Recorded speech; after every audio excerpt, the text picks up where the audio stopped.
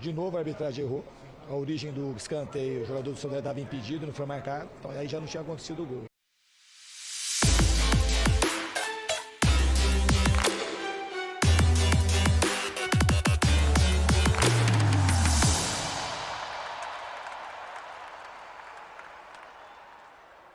Nessa jogada toda de primeira, que terminou com mais uma chance desperdiçada.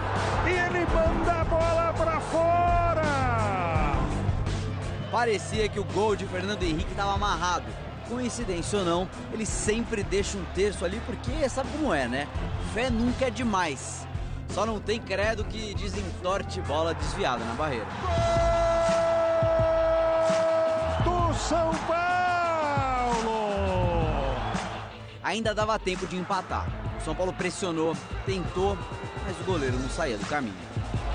Mais uma defesa espetacular! O São Paulo deu mais de 650 passes na partida, chegou a chutar 24 vezes a gol e ficou com a bola 80% do tempo.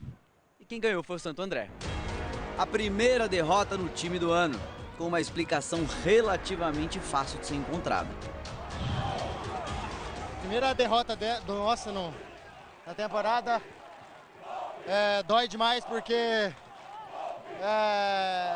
erramos em 2 lances e tomamos 2 gols. Não podemos pecar nesses detalhes porque vamos pagar caro. Claro que foi um fator negativo do time de novo, o número das chances criadas a gente não conseguiu aproveitar. A gente tem que começar a fazer os gols para poder vencer os jogos e a gente tem uma margem para ter uma falha ou outra. A gente podia ter evitado os 2 gols e se a gente evita os 2 gols do Santo André e a arbitragem não tivesse errado de novo, a gente já ganhou de 1-0. Eu fico feliz, eu gosto de jogo grande. Fico mais feliz de poder ajudar meus companheiros, né? Fiz boas defesas, graças a Deus eu fico muito feliz. Estou em 36 anos e estou aí. A melhor campanha do Paulistão agora é do Santo André. A equipe do goleiro que jamais entra em campo desacompanhado. Com a primeira derrota, o São Paulo caiu para a 3ª colocação no grupo, está fora da zona de classificação por causa também de outra combinação de resultados. E agora se prepara para um clássico contra o Corinthians no fim de semana. Não é mesmo, meu amigo André Lofredo? Bom dia para você. Bom dia, Janaína. É mesmo. E a entrevista do Fernando Diniz, né? Tira o fundo lá com os patrocinadores do São Paulo, as cores do São Paulo. Põe o fundo com os patrocinadores do Fluminense, as cores do Fluminense. Pega a entrevista do começo do ano passado e pronto. É a mesma, é igualzinho. É o time que não consegue ser feliz na finalização, embora treine.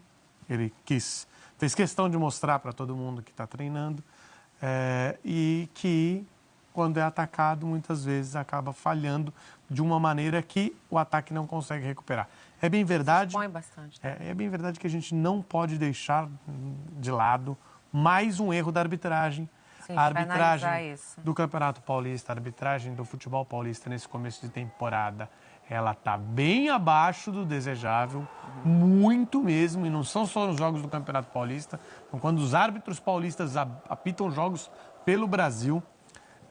Então, assim, acho que é algo a ficar atento, porque São Paulo normalmente produz bons árbitros e tem uma linha de trabalho que acaba resultando, na maioria das vezes, em temporadas bem razoáveis dos árbitros que forma. Agora, muitas falhas. E falando em falhas, o São Paulo fez um gol de um erro, né? O São Paulo fala sobre os seus erros, né? Que proporcionaram gols ao Santo André, mas essa cobrança do Daniel Alves, como a gente viu, ele errou o chute. Chutou no meio da barreira, a barreira se movimentou um pouquinho, desviou e impossibilitou a defesa do Fernando Henrique.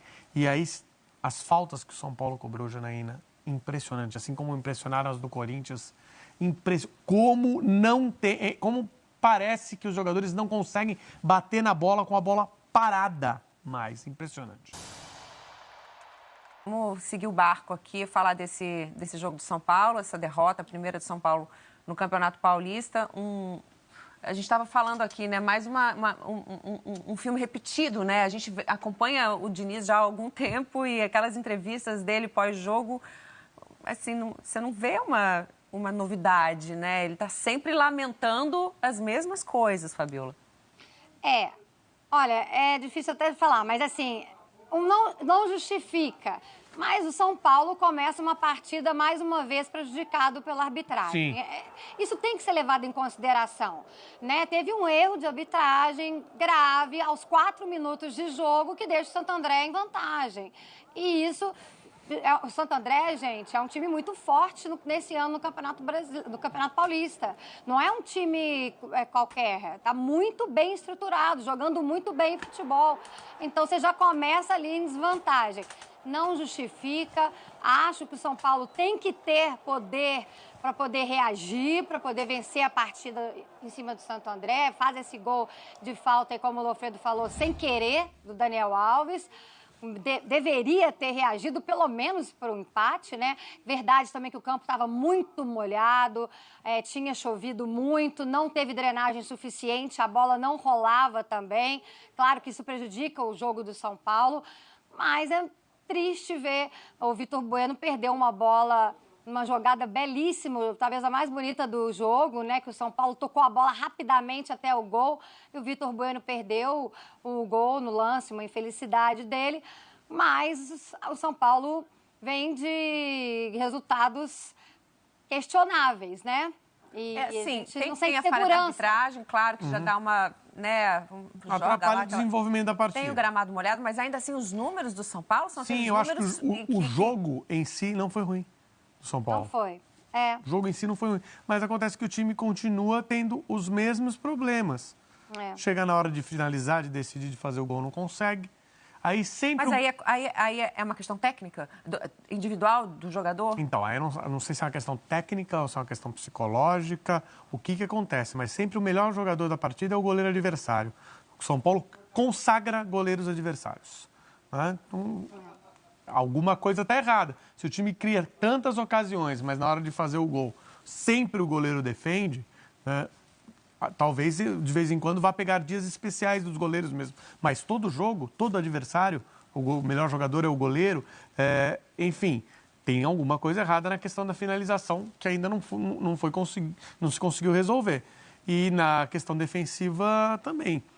Então, assim, no primeiro lance, vamos lá, tem impedimento, tá? Mas o Arboleda, que é um pouco atrapalhado pelo jogador que está em impedimento, o impedimento tinha que ser marcado de qualquer maneira, porque evidentemente que o atleta do Santo André disputa a bola com o Arboleda, ele afasta muito curto. E o jogador do Santo André tem a felicidade de pegar um chute. Depois é uma jogada trabalhada pelos lados do campo, onde o Santo André encontra espaço para criar o lance contra o São Paulo. Então tem algumas dificuldades que o time apresenta, embora faça jogos até bons, essa exposição que acabam... defensiva é consequência do esquema. Ok, tá bom, só que é consequência do esquema. Só que você não pode ter a exposição defensiva, sofrer os gols, e aí, como não você tem... E você não consegue fazer os gols lá na frente e cria diversas ocasiões. Então, se você vai se expor e vai criar diversas ocasiões, você tem que fazer 2 ou 3. Lógico. Tem que fazer 2 ou 3. Porque o gol do São Paulo, repito, embora o time tenha criado, o gol saiu no lance mais aleatório. Tá? O mais aleatório de todos. Uma cobrança de falta entre tantas que o São Paulo bateu mal, que levou uma sorte da bola desviar e ir para o outro canto. O goleiro já estava no canto. Aliás, a gente separou, né? O Lofredo ontem já pedia para que separassem essas cobranças de falta. Aí tá o gol, né? O chute é no canto direito do Fernando Henrique, certo? Ele já está indo para lá. Ela bate no jogador... Desvia na barreira. No primeiro homem da direita da barreira e vai para o lado esquerdo do goleiro. Sabe há quantos dias o São Paulo não fazia um gol de falta?